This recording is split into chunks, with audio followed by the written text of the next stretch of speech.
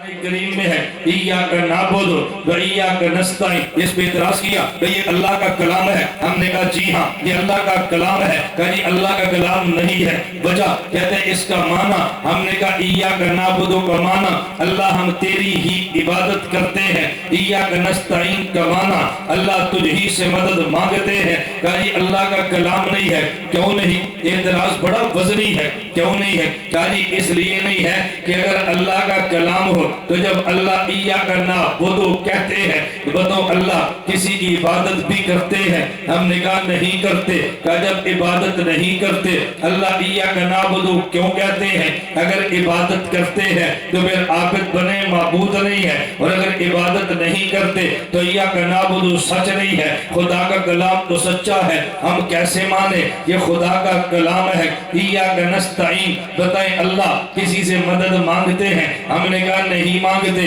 اچھا اگر مدد مانگتے ہیں تو پھر خدا مشکل کشا کیسے؟ اور اگر مدد نہیں مانگتے تو ایاک نستعین یہ کلام سچا نہیں ہے تو اللہ کا کلام کیسے؟ دیوبند والوں نے دفاع کیا اور جواب دیا ہے۔ ہم نے کہا جواب تو بڑا آسان ہے۔ ایک بچہ سکول میں جاتا ہے، ہیڈ ماسٹر اس بچے کو درخواست دکھاتا ہے کہ بیٹا جب تو نے مجھ سے چھٹی لینی ہو درخواست یوں لکھنی ہے، بخدمت جناب ہیڈ ماسٹر صاحب السلام علیکم ورحمت اللہ وبرکاتہ، گزارش یہ ہے کہ میرے چچا جان کی شادی ہے، مجھے 3 یوم کی رخصت عنایت فرمائیں، فدوی عبد الرحمن۔ میں نے کہا بتائیں یہ درخواست کس نے لکھی ہے؟ کاری ہیڈ ماسٹر نے لکھی ہے۔ میں نے کہا میں نہیں مانتا۔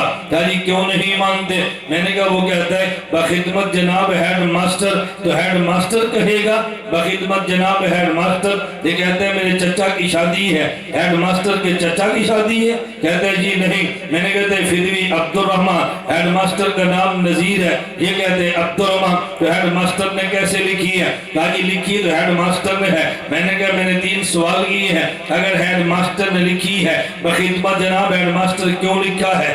اس کے چچا کی شادی نہیں ہے، نام نذیر ہے، یہ جو فدوی عبد الرحمن لکھا ہوا ہے، ہیڈ ماسٹر کی درخواست کیسے ہوگی؟ انہوں نے کہنا جی مولانا صاحب آپ بات سمجھنے کی کوشش کریں، یہ اعتراض تب ہوتا جب ہیڈ ماسٹر درخواست اپنے لیے لکھتا، اپنے لیے نہیں لکھی۔ ہیڈ ماسٹر نے یہ درخواست بچے کے لیے لکھی ہے، اسے سکھانے کے لیے کہ جب مجھ سے چھٹی لے تو یوں لکھنا۔ میں نے کہا جس طرح ہیڈ ماسٹر نے اپنے لیے نہیں بچے کے لیے لکھی ہے، بچے کو سکھانے کے لیے کہ مجھ سے چھٹی مانگو تو یوں لکھنا۔